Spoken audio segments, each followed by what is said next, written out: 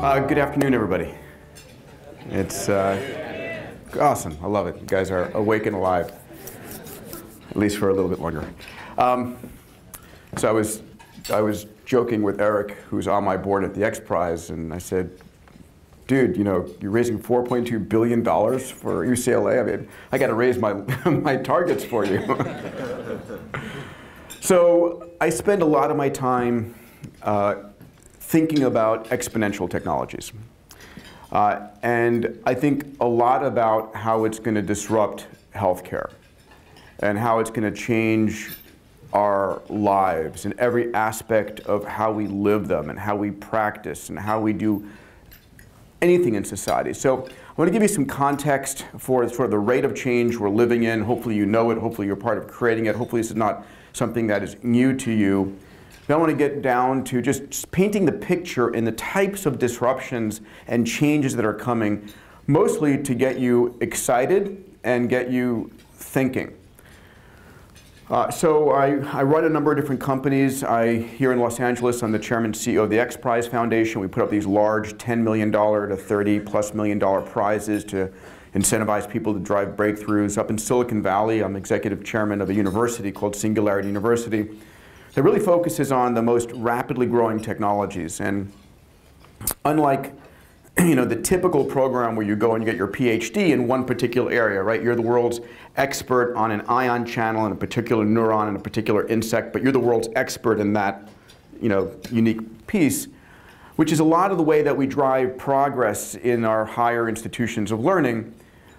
When Ray Kurzweil, who's one of the most brilliant thinkers in artificial intelligence, and I joined forces to create SU, wanted to create a new kind of institution, one in which it wasn't about the depth, it really was about the breadth, and in particular, in those technologies doubling in power year on year. So what are they? It's infinite computing, cloud computing if you would, networks and sensors, artificial intelligence, robotics, synthetic biology, 3D printing / digital manufacturing, and all of these that are empowering individuals, not companies, not governments, not universities, empowering individuals today to do what only governments and large corporations could do 20 years ago. And it's hard for us to realize the power that we now have because we're blind to it, we're numb to it, right? When you took your iPhone 5, if probably the majority of you, who here owns iPhone 6? Raise your hand. Okay, so a good 40%. You took your own iPhone 5 and you threw it in the drawer. You forget that you're throwing away the computing power of the entire US military and government throughout the 60s and 70s, right? And that the launch weekend for iPhone 6, in the weekend alone, Friday, Saturday, Sunday, where Apple sold iPhone 6s, it sold more transistors in that one product, in that one weekend, than existed on planet Earth in 1995. Right? So we lose perspective on how massive our power is, and how all of these technologies, 3D printing is going to disintermediate, disrupt a $10 trillion manufacturing industry. It's going to change how we manufacture, where we manufacture. AI and robotics are going to change medicine forever. And I guess what I want to do here is perhaps paint a little bit of a picture of where it's going. So I run X Prize and SU. I run a company called Human Longevity, Inc., or I'm the co-founder and vice chairman, I should say. Craig Venter is my partner and is the CEO. He runs the organization. And then another company called Planetary Resources, which is in the business of building deep space spacecraft to prospect near-Earth asteroids for precious materials. But I'll leave that one for a different Anderson class. So where are we going? First of all, I heard in the beginning the discussion of data. We're entering a world right now where I believe over the next decade we're going to enter a period where we're going to be able to know anything we want, anytime we want, anywhere we want. We're heading towards a world of perfect knowledge. Right? We forget that when the first digital camera was created back in 1976 by Kodak, that digital camera that generated 0.01 megapixel images, Kodak ignored, had the patents, didn't use them, forgot about the fact that they had it, and ultimately that technology put them out of business. right, in 2012. And you know, the 10 megapixel camera that you have in your phone today, 10 years from now will be 1,000 times better. You know, 20 years from now will be 1,000,000 times better. 30 years from now will be 1,000,000,000 times better. And what does that look like when everything everywhere is being imaged? Google's autonomous cars, it's driving down the road. That LiDAR on the roof, that laser imaging radar, is generating 750 megabytes of data per second from one car. It's seeing everything within a 100-meter radius as it's driving down the car, down the road. You know, drones, as we begin to explode, we'll have a tremendous explosion of drones in as frequent as cell phones are today inside the next 10 years. All these things are generating data. We are living in a world my friends at Cisco call the Internet of Everything, the Internet of Things, right? We have 12 billion connected devices today. We'll be at somewhere in the neighborhood of 50 to 100 billion connected devices by 2020. And those connected devices have on the order of a dozen sensors like your cell phone does.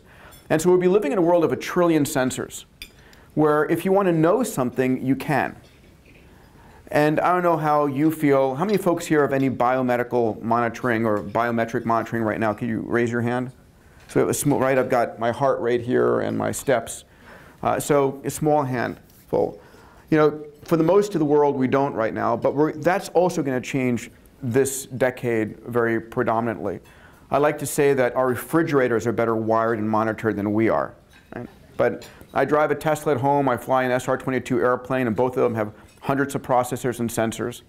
And we're going to start to become monitored and sensed in a way that is going to transform medicine. But even more so than that, I think we're going to end up in a world very soon where artificial intelligence, ultimately, and robotics are going to become our first-tier healthcare provider. And so how does that change medicine? And so let me go into a little bit of detail there. So last year was the largest year ever for AI investments, on the order of 30 times more than in previous years. And I think it's just the beginning now, right? Facebook, Google, Microsoft, whole slew of companies like startups like Vicarious are entering the AI world. How many have heard of Watson or seen Watson in Jeopardy? Could I just get a show of hands? So you guys know that in general, right? So 2 years ago, IBM built a supercomputer named after James Watson, the founder of IBM. And they wanted to show how epic the supercomputer was in doing artificial intelligence.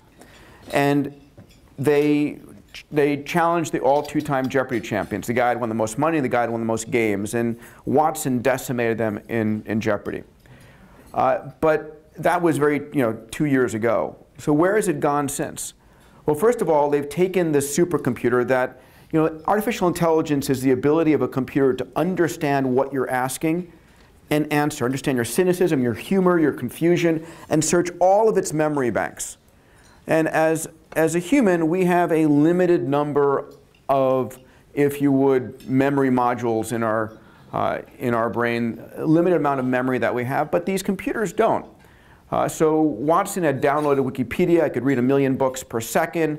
It was able to search a vast amount of knowledge and pick out relevant points from here and there, and then be able to come up with effectively a differential diagnosis, the top 3 answers. It would weigh them and give you the answer it thought was right. And it turned out, through Jeopardy, to be right. So where is Watson gone now? They've taken Watson and they've put it on the cloud, and they've put an open API, a user interface that allows entrepreneurs to create application layers on top of Watson. And the first place, of course, Watson is going is to medical school. So what they're doing is they're downloading all the medical journals, all the medical textbooks, all the relevant research, all the data that they can, that no human could possibly fathom, right? When a patient goes, when you go to your doctor, whether you're a physician or not, and you get a checkup, the amount of data you're generating from your genome scan, your MRI, your blood workup, your microbiome workup, all of that cannot possibly be, understood by any physician or any group of physicians. But Watson can. Watson can hold all of this data relevant in context, in its memory, and then ask questions. And ask questions based upon the data that is in the latest journal right here, right now. And so we're going to start to see artificial intelligence become, if you would, the interface between the physician and the patient. But it's also going to become the interface for the patient themselves. When Watson is on the, on the cloud, and I can call up Watson on my cell phone and saying I'm not feeling well and have a conversation and have it understand what I'm asking and reference my medical files or whatever and then give me an answer, how is that going to change the practice of medicine? Now, in the early days, it's going to be sort of the physician-guided questioning, but in the final result, if an AI can be your diagnostician far better than any human, when will the court case occur when the court says to the doctor, did you consult the AI or not? And if you didn't, why didn't you? Because it would have diagnosed this case, and then all of a sudden there's a bit flip that occurs. So there's going to be, AI is going to be driving very hard into medicine very quickly. And with $6 to $7 trillion being spent per year in care over the age of 60, it's a huge area. And it's something that the more data and the more knowledge and the more cases that are driven into the AI, the better its predictive capabilities. It's sort of a network effect that will occur. So we can talk about AI in the Q&A. The flip side of that is going to be robotics. And I think robotics is going to enter medicine very heavily very soon. It's going to enter into hospitals we already see Da Vinci in hospitals. I think UCLA has a number of those robots here where you can beam in, if you would, an expert surgeon who happens to be in Beijing right now into the operating suite to handle a fine procedure.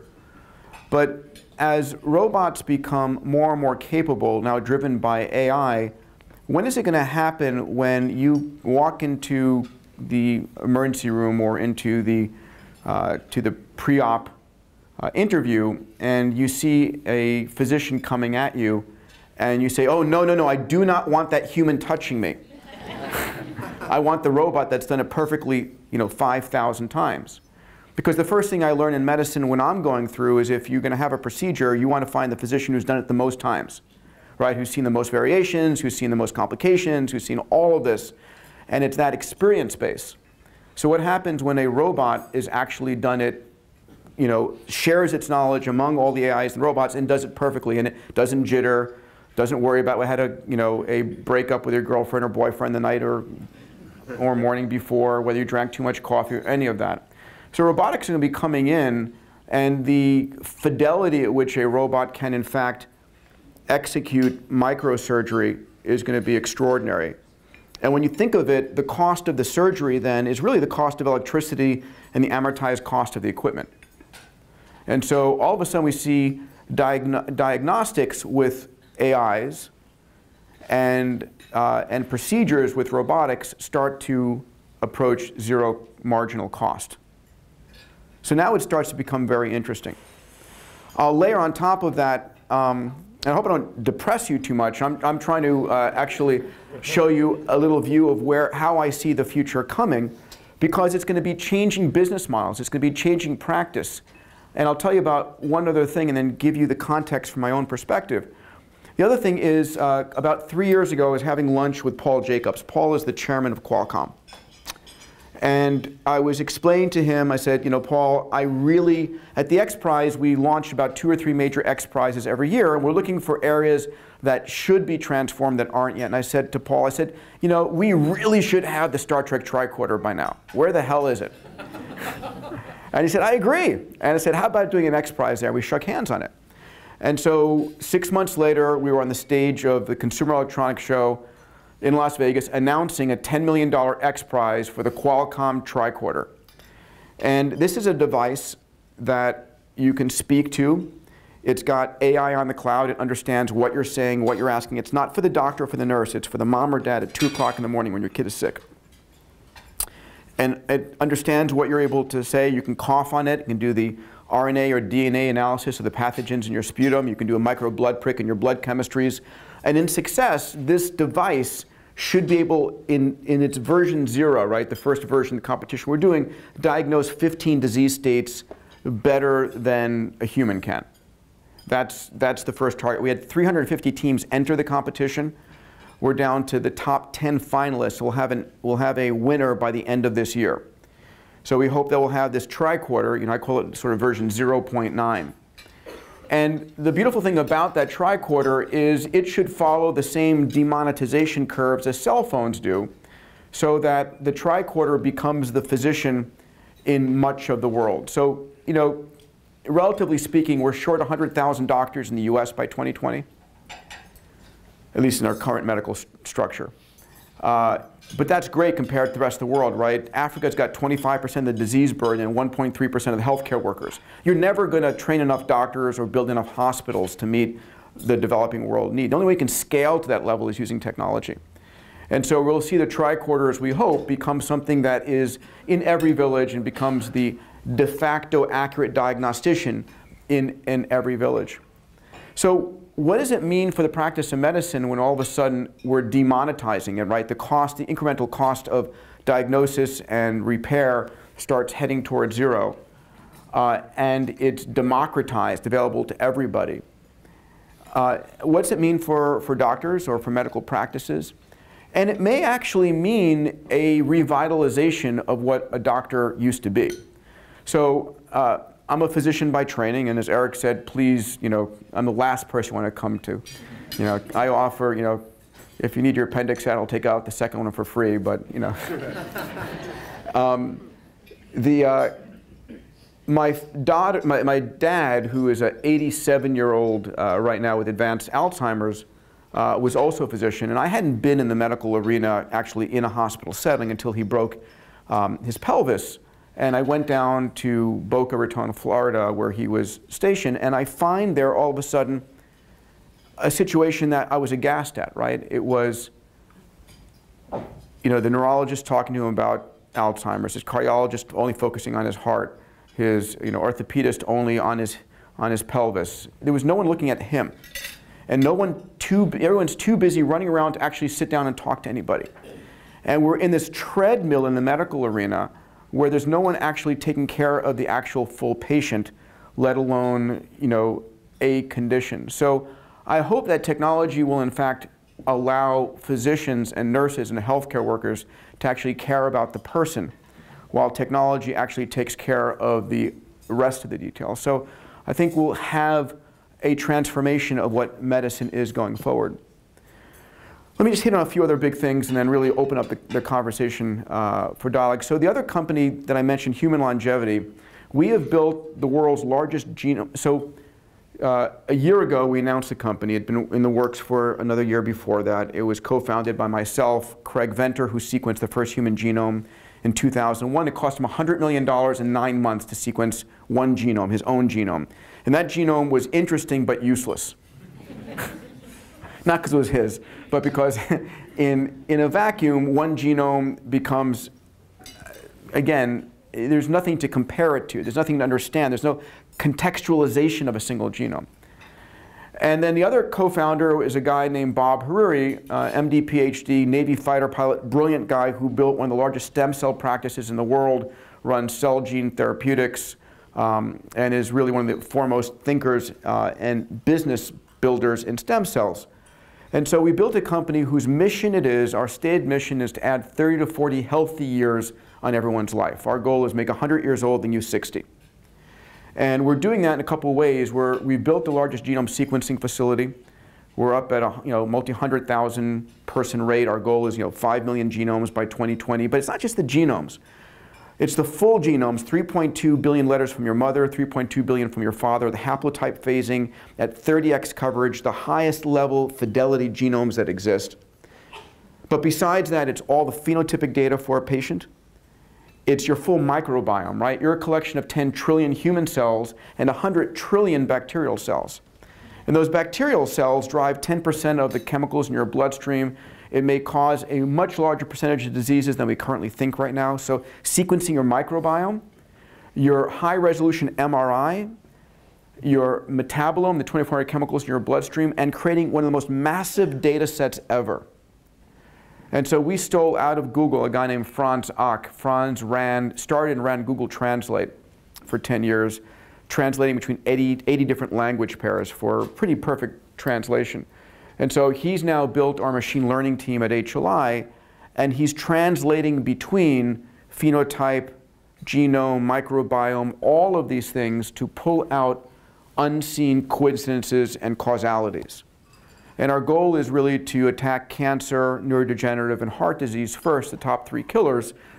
But then how do we add really aging with excellent mobility, you know, looking good, feeling good, thinking well, moving well, all the things that make us want to live to be plus 100. That's our goal.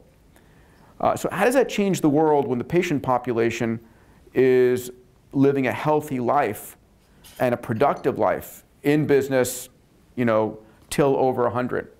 Well, I think we're going to change a number of things, right? We'll probably change retirement age. We may change institution of marriage. We may change a few different things. Until death do us part takes different meanings at that point.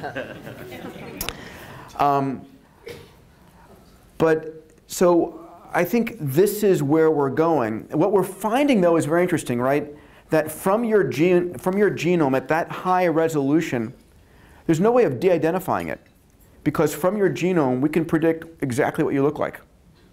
We have a forensic genomicist on board who can tell you, paint a picture of your face and what you sound like from your vocal cords. We're finding that much, much more is nature versus nurture. And I'm a father of 3.5-year-old twin boys, and their personalities were, you know, I don't know if recent parents here can remember it. I can see their personalities in week 1 that's still present in in 3.5 years later. So I think we're going to start to find out that your brain structure, whether you're a compulsive gambler, whether you're depressed, what diseases you're likely to get, can all be predicted genetically. So what happens when that occurs? You know, we're going to be able to tell exactly who you're related to everywhere in the world. We can chart your ancestors' movements by your, you know, which ports they went to and had illicit affairs on travels through the world. I mean, we're going to be finding so much extraordinary information. But what else? Well, it's going to change life insurance and health insurance. How many folks here are interested in life insurance and health insurance? Can you, or it's an area of interest? I mean, from a business perspective, raise your hand. So, I mean, so for example, the life insurance companies, all of a sudden, when your payout is pushed 20 or 30 years, you mint money, right? Because you're collecting payments, and you're for much longer, and you're pushing your payments out much more. But on the health and life insurance, on the flip side, you know, the way the insurance business works is, we know that when we take this population of individuals, 100,000 individuals, and the top 5% is going to make us all our money, because they're never going to be sick, they're never going to go to the hospital. You know, the bottom 20% we're going to be paying out constantly, the middle maybe a break even, and that's the way it works. But what happens in the future where I can go online and I can put out there and say, listen, here's my genome, I'm going to post it. Here's my workout record, I'm going to post it. Here's my eating record. I'm very low risk genetically, I work out every day, I eat healthy. Anyone else in this category, let's self-insure. Let's take ourselves out of the insurance market. So what happens when the top 5%, the moneymakers, pull themselves out, self-insure? Insurance market collapses. Will it happen? I think absolutely. Will it be regulated against? Maybe in the death knells of the insurance market. What happens when I can go to down here and say, now, I can't determine your insurance rate based upon your genomic scan. You know, the Gini laws prevent that. But what happens when I can say, you know, this group of 1,000 houses has a 0.05% increased probability of Alzheimer's, so I'm not going to insure them, I'm only going to insure this group over here. And how do I know that? All I have to do is sample the sewer pipe. And look at the DNA sloughed off of the sewers from all those houses and do a statistical average and say, this group over here has a much higher probability of this disease or that disease, statistically speaking. So, I mean, we're going to start to have some very interesting changes that occur. Autonomous cars are going to change a lot, right? The majority of all injuries are occurred from, in age 5 to 12 are from car accidents. And so what happens when cars no longer crash? My 3.5-year-olds aren't ever going to drive. They're going to, by the time they're 12, they'll be hopping in the car and saying, take me here, take me there. Every major car company is predicted that they will have autonomous cars. And that changes everything. You don't own a car anymore. You own access to a car. You don't have parking garages or driveways because you don't have to put your car any place. The car just goes off into something else useful. Cars don't have to weigh 5,000 pounds to protect you against a 6,000-pound SUV because they don't crash. You don't need car insurance anymore because they don't crash. I mean, all these things begin to change. All these, and we're going to start to see these domino effects on these technologies. And they occur very, very quickly. So I'll just mention a couple other things in passing. Can I mention what we're working on, Eric? Or is that? Yeah. So one of the things that the X Prize Foundation is working on with UCLA is an organ preservation and an organogenesis X Prize. So today, you know, how many people die because they don't have access to transplantable organs? And the concept is, I got to wait for someone to die before I get an organ? How barbaric is that? So what happens in the future when we're able to go from a skin cell to a pluripotent stem cell to regrowing myself a heart, liver, lung, or kidney and have a sort of set of spare organs on storage? Now, I don't think it's a matter of if, it's just a matter of when. And can we accelerate those things? So I view us living in a world where, unless it's against the laws of physics, we're going to be seeing this happening. And the reason it's happening, I like to say that the only constant is change, and the rate of change is increasing. And the reason it's increasing is a number of reasons. I'll just paint this and then close for Q&A. I want to give you a sense of this march of technology that's coming. So first of all, you've all heard of Moore's Law, right? The notion, Gordon Moore predicted in 1965 that the average computer is doubling in processing power every 18 to 24 months, and it's been true for 50 years. Likely to continue every time we reach a barrier with, you know, with vacuum tubes and relays and transistors and integrated circuits. We use that technology to invent the next technology and the next technology, and it's been going on and likely to continue. And those computers then drive on top of them 3D printing and synthetic biology and networks and sensors and all these other technologies which we as individuals now can start companies and produce things with. Innovation, if you'd ask me to define innovation, innovation is the process by which, you know, I have an idea, I toss it to you, you build on it, you toss it back, and we share ideas, we build up. That's why most innovation occurs not with a person just thinking on their own, but in conversation. And as people moved out of the rural areas into the cities, into the coffee shops and so forth, innovation started to skyrocket as densities of individuals increased. And now the World Wide Web and its derivatives thereof are the coffee shops where these things are occurring. But something magical is happening this decade that's going to explode everything. And that magical thing is the number of people connected. So in 2010, there was 1.8 billion people connected online. Today, it's about 2.8. By 2010, the low-end projection was 5 billion people. Another, you know, from 2010 to 2020, 3 billion new minds coming online.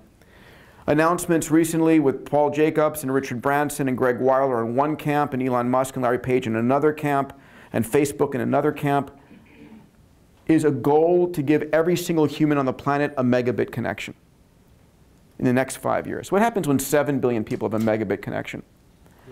And it's not just that they're coming online with a great connection compared to 9600 baud when you and I came on with AOL, whatever it was back then. It's that they're coming online with a megabit connection with access to the world's information on Google. Right? I like to say that, you know, the poorest teenager in Mumbai on a smartphone has access to more knowledge than President Clinton had when he was president. And today has access to as much information as Larry Page or Eric Schmidt at Google have. Google democratized, leveled the playing field.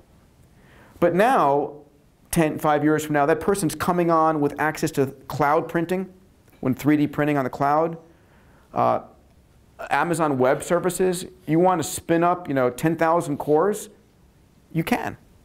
You used to have to be the chief of the Joint Chiefs of, the DoD to do that before, or the chairman of MIT or Stanford or UCLA, whatever it might have been, to have that much computing power. Now anybody can.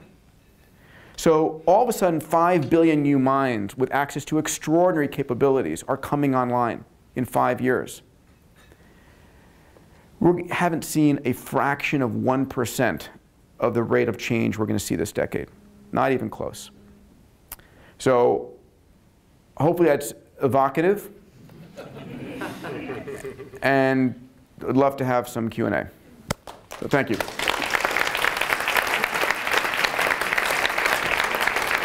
Yeah, Peter, thanks for coming. Boy, I am both amazed and completely freaked out by your talk.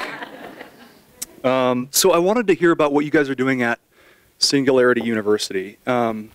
Clearly, what's coming is frightening. Or exciting. Perhaps. But I want to know what you guys are doing at Singularity University so that the technology that is currently being developed doesn't overtake us. What are you guys doing to sort of harness things? And we're getting on its good side. So there is a constant conversation about the ethics and morals of the technology. And it's really hard for us as humans to have context. And perhaps this is false belief, but every generation feels like the technologies coming online are destructive to its culture and threatening to its society, whether it was the creation of writing, which got rid of our needs to memorize, or the printing press, which was heralded as an evil thing, or back in 1964, a letter went to the President of the United States, signed by a set of Nobel laureates, who warned the President about the dangers of automation, of wiping out the job market in the United States. And this were the earlier computers. And the question is, of course, is it different this time? So, you've all heard my friend Stephen Hawking and Elon Musk talking about the concerns and the dangers of AI. And the people who are actually the experts in that field, Ray Kurzweil, Peter Nordvig, many others, don't have those same concerns. Will we get there? Will we reach a point in which there should be and are concerns, and how do we protect against that? It's a conversation that's starting right now and needs to start. But the notion that the government can regulate against any of this is a myth, right? You don't regulate against technology because we live in a world of porous borders. If you say it's illegal here, just go someplace else, along with the capital and the people. So it's actually something that needs to be guided, right? The Asilomar standards, when genetic engineering was first created, it was the early people with recombinant DNA who got together and said, let's set our own standards. Let's, as a group, really figure out how to do this safely. That's the kind of thinking that needs to get done, and it's the kind of thinking that we try and drive and talk about today. This stuff is dangerous. I also believe, and I talk about this, I mentioned before, we're heading towards a world where you can know anything you want, anytime you want, anywhere you want, perfect knowledge. And for me, that lets me sleep at night to a large degree, because it's really hard to do things in secret these days. Right? Is privacy dead? I think so. I think it's long dead. We can keep the illusion if we want to. But most evil doing in the world occurs in places in the dark where people aren't watching what's going on. But today there's private constellations that you can buy footage from of high definition live video. You have to be the CIA and the FBI to have this before. Today, any of us can. So we're changing. We have to change our morals and our ethics around these things as well. Not 50 years or 100 years. During our lives, next 20, 30 years, all this stuff is changing really fast. And for me, if I can just provide sort of like a wake-up call, and you can walk away and go back to the world as usual and say that's bullshit or whatever the case may be, or not. Check for it yourself. But there is massive change coming. I, for one, view this as uplifting humanity, right? giving every man, woman, and child on this planet the basic needs of food, water, shelter, healthcare, learning, demonetizing, democratizing, dematerializing these basic human functions and needs. Please. So a little bit keeping with the privacy and the sort of exciting to creepy back to exciting element here. It's not so, I mean, we know there's all sorts of data breaches all the time. People aren't encrypting very important information. But I want to switch it a little bit to your perception or your opinion about the idea like Dick Cheney's pacemaker being able to be shut off or intercepted. The more transistors we add to cars that can communicate, somebody could hack in and shut down the car system, or just the element that we know wherever there's good, exciting innovation, there's also people who want to mess with it. And what you're doing, or what your opinion is about the ability for people to take this democratized information and not just data breach it, but actually run things, manipulate it. So I want to try a bit flip in your mind and that of the group here. It's really easy for us to point out the potential dangers. That's what our evolutionary brain does. We do really well. We find the danger way before it happens, but we ignore the good. So we say, oh, Dick Cheney's pacemaker, and forget the millions of people with pacemakers that are benefiting from it. And you know, the flip side is, and this, I have this battle with the FDA all the time, right? The FDA's mindset is, oh, we can't allow that drug or that technology because of it might be dangerous. And so all you're measuring in the circumstance is the potential deaths that could be caused if it was made legal. You don't measure all the deaths that do occur because it isn't tried. And we have this perverse situation that drives me up the, I would be using a four-letter expletive starting with F if I could right now, wall. And it really irks me that this risk aversion we take costs lives. And I can't even take the risks if I want as an individual. And I hate this fact, how risk adverse we've become. And the challenge is that when the government starts telling me I can't try things because I want to take the risk with my life to try these things. So this negative mindset that we have about, oh, what if this happens, what if this happens? Yes, all this could happen. But the fact of the matter is, we forget that technology is the one force that has transformed this world. Right? 150 years ago, the average lifespan was like 30. Right? 30. Think about, try that on for those of you above 30 or just below 30. You know, the human lifespan has more than doubled. The per capita income for every nation over the last 100 years has more than tripled. The cost of food has dropped 13-fold. Energy has dropped 20-fold. Transportation has dropped 100-fold. We are living during the most peaceful time ever in human history. Right? You wouldn't know that watching the Crisis News Network, whose job it is to take every murder, every warfare, and bring it to your eyes on television over and over and over again. Why? Because that's how they make money. Do not be fooled by this. Their job is to deliver your eyeballs, your prefrontal cortex to their advertisers. And they do that because you as a human, me as a human, we pay 10 times more attention to negative news than positive news. It's evolutionary. That's what kept us alive in the days where a rustle in the leaves could be a tiger and not the wind. And all that negative news really depresses us. And you let them. I don't watch the news. I step over the newspaper. I get my news only from the sources I need that are relevant to me. Your mindset matters. And if you're looking at the downside of all the things all the time, it's going to depress the living daylights out of you. And yes, there are challenges. Yes, there will be autonomous cars that do crash, but I guarantee you, far less than the 50,000 lives we lose on the roads today and the millions around the world. Far, far less. So would I rather have autonomous cars around the world where we have a few dozen high-profile accidents where some hacker took it over compared to the 500,000, 1 million lives we lose around the world? Absolutely. And would I, on all the other negative things we have? Because those things don't happen in secret. They're found immediately. They're plugged, and they go on. And do we have cybersecurity issues? Absolutely. Will there be terrorist activities? Absolutely. Is the world getting better at an extraordinary, unprecedented rate? Absolutely. Why? Not because we've gotten smarter and we have better politicians. It's the impact of technology on our world. Technology is the force that takes what was scarce and makes it available and abundant for everybody.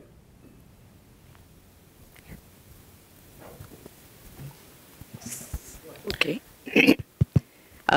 Thank you for your forward-looking talk. It was really a great learning experience. Appreciate that. I was at my physician's a few days ago, and what she was telling me is with a little bit of technology with electronic medical records, what's happening for her is her time spent for patient care versus support tasks has changed from 80-20 to now 60-40. With robotics, is that a good direction or bad direction? Well, from her perspective, in the bad direction. So was she spending more time with the patients or less? Less. Okay. So she was doing 80 patients, 20 support, and now she's doing 60. Because she's data entry all the time. Exactly. Yeah. And so that's an interim situation, right? So, because, to add to that part of it, the next part of it is with robotics and AI coming up, how do you see the role of doctors changing? For example, your twins, if they're planning to become doctors, what are the kinds of things that they should be preparing for? So I began with, thank you for the question. I began with the sort of the conversation about my father in this Boca Raton Hospital, and my being just aghast by the lack of treatment, because the doctor would come in, take a quick look, and leave, right? And look at his heart status or his neurological status, whatever the case might be, and no one was spending time with the family. I literally went to the web, looked at the board of directors, found someone I knew, got to the chairman, and found the president of the hospital and said, I need to speak to you right now. And that's the way I finally got some treatment. But that's a ridiculous thing for me to have to do. And I think in the future, what I'm hoping is that AIs will do all the paperwork, robotics will move the patients to do the other things, and give a physician a chance to actually be a human with a human. And it's much more going back to house calls and building a relationship. And I think there's a chance for there to be a actual caring where it's 100% patient and 0% bullshit. You have a question? Your mic is open. The AI stuff you said is like more than Hollywood, I believe. But is that like, are we kind of close that can we use AI to understand aging? AI to understand aging? Yeah. And will that be possible, like whatever device you guys are trying to make? I mean, a lighter note, like that can tell a person, oh, this cosmetic I want to use or don't want to use, or I want to eat this stuff or not eat this stuff. So how do you, what are your thoughts about that? Well, I mean, I think artificial intelligence is a piece of what I call a machine learning puzzle. So this decade, the companies that survive, the industries that survive will be data-driven companies and industries. We are now able, we create more data than ever before, and your ability to actually understand the data and mine the data. If I was starting a company today, it'd be a company that, and that's what HLI is, it's a data company. It's not a genomics company, not a healthcare company, it's a data company. We are in the collection, in the business of collecting as much massive amount of data as we can, and using machine learning to analyze that data and come out with conclusions. A friend, Vinod Khosla, one of the venture capitalists in the Silicon Valley, I think famously said, and I agree with him, that there will be more breakthroughs in healthcare and biology this decade from data than any other science. Right? Data is going to give us massive amounts of understanding and breakthroughs. And when I think about the ability now to rewrite genomes and to actually be able to say, we're going to actually extract your stem cells, rewrite their genomes, and put them back into you and repair whatever you have. I mean, we're entering a period of extraordinary call it magic, whatever you want. But I think this is where we're heading. Thanks for your talk, Peter. I've read your book, Abundance, and totally agree with your ideas about how technology is really improving our lives. I'm probably less of a cynic than some people in the room. In thinking about AI, AI is really good at tasks that involve our left hemispheres, like language, discrete data. And as it gets better and AI is able to replicate the right hemisphere tasks, how will that affect healthcare and medicine in the next, let's say, 10 to 20 years? I'm not sure I have I mean, so one of the questions is, can a robot be a great companion? And a good friend of mine, Dan Barry, who has headed robotics at Singularity University, believes the answer is yes, where the robot effectively, knows all your perfect desires and preferences, laughs at your jokes over and over and over again,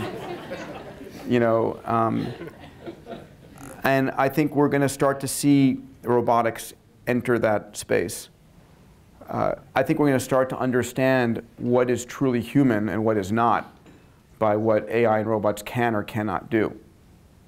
And one of the questions I ask is so Watson, for example, is going into cooking and sommelier, and because all of these are data areas and it can match wines and foods and come up with new recipes never before. But will it tell jokes? Will it be humorous? Will it be loving? Will it be caring? And if it is, will you ever believe it? These are things we're going to face, not during your children's lifetime, during our lifetime. So I see the hook, and I'll say thank you very much.